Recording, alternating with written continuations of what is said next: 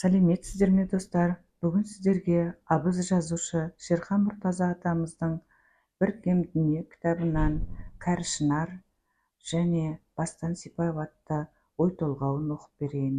Лүпіл басып қолдап отырыңыздар. Елге барған сайын зират-сайға сәлем бермесем, әлдене жетпей тұрғандай болады. Кейде жалғыз, кейде немерем, Илико екеуміз екі атқа мініп ата-бабалар жатқан мекенге қарай желе жортамыз. Терең сайдың шығыс жағын қалың қамыс, қызыл изен, жусан басқан. Ара-арасынан көне төмпешіктер білінеді. Міне, бұл ата-бабалар зиратының жұрнағы. Аттарды қаңтарып қойып, білгенімше шын беріліп дұға оқимын. Бұл зиратта әкемнің әкесі Бердімбет баба жатыр. Бұл зиратта ұлы ана Күнікей жатыр. Дұрысы, олардың сүйегі жатыр. Жандары Алла қаласа аспанда, жұлдыздардың бірінде шығар. Жандары жаннатта болғай. Терең сайдың батыс жақ беткейінде бұтақтары тарам-тарам аспан астын көмкергендей Бай Шынар тұрады. Ол мына ата-баба зиратының күзетшісіндей. Жарықтық. Сол Бай Шынар менің бала кезімде бар еді, әлі тұр. Ал мен 75-тен асып барамын. Бай Шынар әлі баяғыдай, тек үлкен үйдің тұрқындай, діңгегі ғана қатпар-қатпар әжімді. Бір бүйірі тесік, әлде бір қарғыс атқыр бүйіріне балта шауып үңгірлеп, ішіне от қойып күйдірген.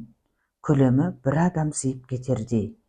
Ішімнен, мен өлгенде денемді осы үңгірге салып қойса, қарсы беттегі бабам Бердімбеттің, ұлы анам Күнікейдің бейіттеріне қарап жатсам деп қоямын.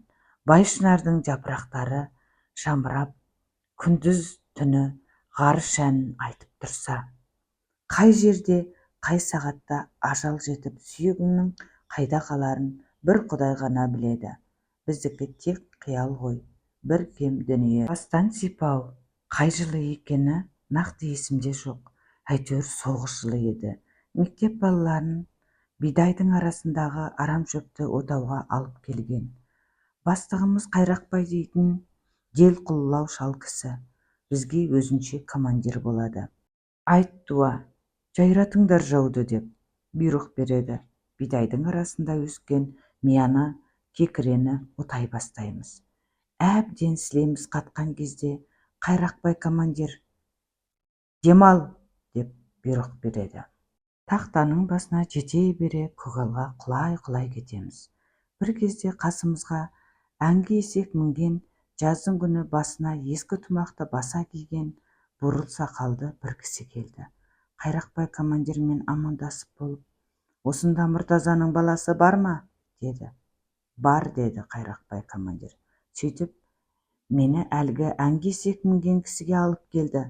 Қара торы жүзін әжім басқан, оң көзінің алдында бұршақтай қалы бар қартаң кісі мені құшақтай алып басымнан сипалай берді де: О, жетімек, жетімек, әлі-ақ сен де жетілерсің, аман бол, есілердің тұяғы, о, жетімек, жетімек, жетілерсің деп, есегіне мініп, көзінің жасын жеңімен сүртіп, Шанышқылы ауылына қарай кете барды. Артынан білдім, Шанышқылыдағы Әлия әпкемнің қайнағасы Кәлен деген кісі екен. Шашымнан сипағаны есіме түссе, әлі күнге дейін елжіреп жылағым келеді. Шала құрсақ, жарым көңіл жетімге басыңнан сипаудың өзі де үлкен бақыт. Бір кем дүние. Тыңдағандарыңызға рахмет.